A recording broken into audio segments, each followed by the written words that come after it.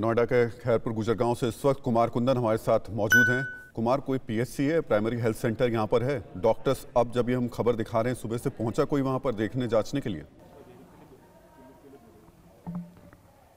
कुछ भी नहीं है। गांव में मातम का माहौल है और झोला छाप डॉक्टर्स जो हैं वही इलाज वगैरह कर रहे हैं। लोगों से ही बात करते हैं, कुछ लोगों को हमने इकट्ठा किया था। एक बात बताएं कि यहाँ कोई प्राइमरी हेल्थ केयर सेंटर वगैरह है, कोई आया वगैरह है? कोई प्राइमरी हेल्थ केयर सेंटर नहीं है। मैं 16/4 में खुद संक्रमित हुआ था और मैंने कई जगह फ़ोन करके हेल्प के लिए पूछा, लेकिन कहीं हॉस्पिटल में बेड खाली नहीं थे। मेरे एक प्राइवेट मित्र डॉक्टर थे, उनकी मदद से उन्होंने घर में मुझे दवाइयाँ लिखी। 3 दिन बाद मुझे ऑक्सीजन की जरूरत पड़ी तो उन्होंने ऑक्सीजन सिलेंडर भिजवाया। 14 दिन तक मैं जो है वायरल से पीड़ित रहा। मेरी तबीयत बिल्कुल सही है, लेकिन मेरे जैसा हर व्यक्ति खुशनसीब गांव में ऐसा नहीं हो सकता जिसको सहायता मिल सके।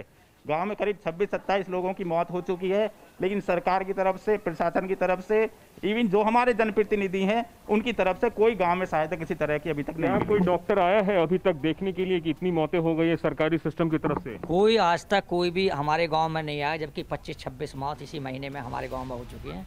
किसी ने कोई सुध नहीं लिए। और कोरोना वायरस की इस महामारी में हमें इस टाइम शासन, प्रशासन, डॉक्टर, नेता, अभिनेता सबकी जरूरत है, लेकिन कोई भी आदमी सुध लेने वाला इस गांव में। कहाँ जा रहे हैं आप लोग इलाज के लिए? झोला छाप डॉक्टर हैं गांव में 1-2, अब वो भी नहीं है जी। अब तो हम घर में ही जैसे भी है इलाज कर रहे हैं। कोई मर रहा है जैसे भी हम अपने बिहार पे ही कर रहे हैं। राहुल, सबसे बड़ी विडंबना यही है कि इतनी मौतों के बाद जो क्वैक्स थे भी वो भी डर से निकल गए हैं यहाँ से।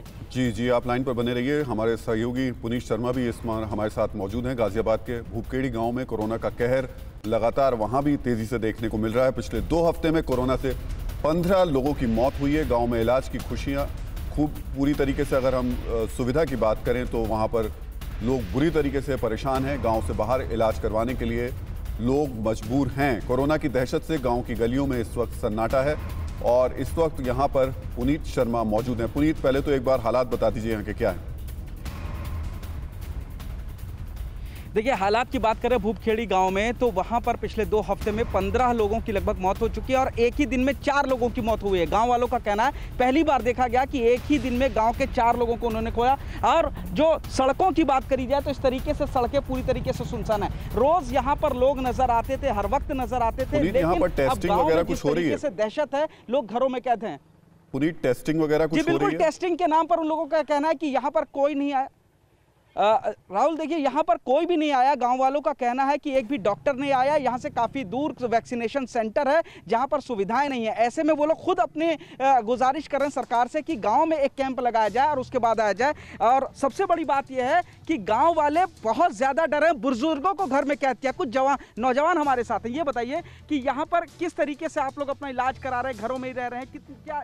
यहाँ पर किसी भी प्रकार से डॉक्टर अवेलेबल नहीं है। ठीक है, गांव में घर गए लोग बीमार हैं। हर किसी घर में बुखार से पीड़ित है। काफ़ी मौतें भी हो चुकी है गांव में।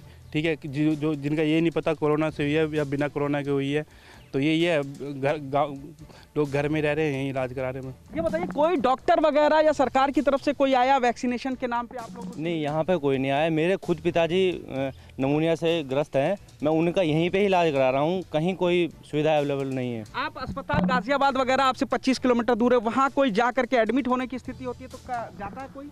नहीं, वहाँ नहीं जाएंगे। डर का माहौल ही इतना है। डर का माहौल ही इतना है, घर से कोई नहीं निकल रहा है। देखिए राहुल, बहुत विचित्र बात यह है कि जो भूपखेड़ी गांव और शकलपुरा गांव उसके बराबर में जो सटा हुआ है, उनका कहना है कि जब ये लोग आसपास के जिले में जाते हैं, गाजियाबाद या दिल्ली में एडमिट कराने, तो कोई उनके पास सोच सिफारिश नहीं, वहाँ सुविधाएं नहीं मिलती और उनको एडमिट नहीं किया जाता। इस वजह से वो लोग अपने गाँव में भी इलाज कर रहे हैं। ये भी इस वक्त पुनीत पूरे देश में है अस्पतालों में, लेकिन ये बहुत ही ज़्यादा खतरनाक है कि गांव में लोग इस वक्त, उनको पता ही नहीं है कि उनको हुआ क्या है। किसी तरीके की कोई टेस्टिंग नहीं हो रही है, एडमिनिस्ट्रेशन की पहुंच उन तक नहीं है। कुंदन, अगर ये सब स्थिति है तो वैक्सीनेशन की बात तो मुझे लगता है बिल्कुल छोड़ ही देनी चाहिए। इस गांव के लोगों को किसी एक को वैक्सीन लग भी पाया या नहीं लग पाया? मैं गांव के लोगों से ही पूछता हूं, क्या आप में से किसी को वैक्सीन लग पाया है? अगर नहीं, अभी मेरी वैक्सीन नहीं लगी। मैं रजिस्ट्रेशन करा चुका हूं, बट अपॉइंटमेंट नहीं मिली अभी। आपको वैक्सीन लगी? नहीं, अभी तक नहीं। ये देखिए गांव के बुजुर्ग हैं, ये 45 प्लस 60 वाले लोग हैं, इनसे पूछता हूँ आपको वैक्सीन लगी?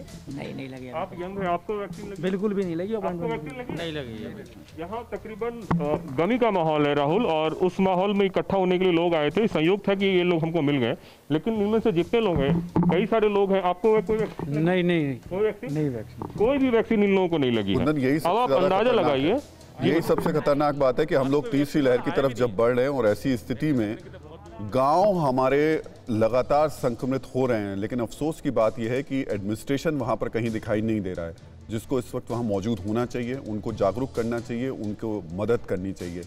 अफसोस की बात यह है। बहुत बहुत शुक्रिया कुंदन आपका भी, और पुनीत आपका भी, ये तस्वीर सामने रखने के लिए।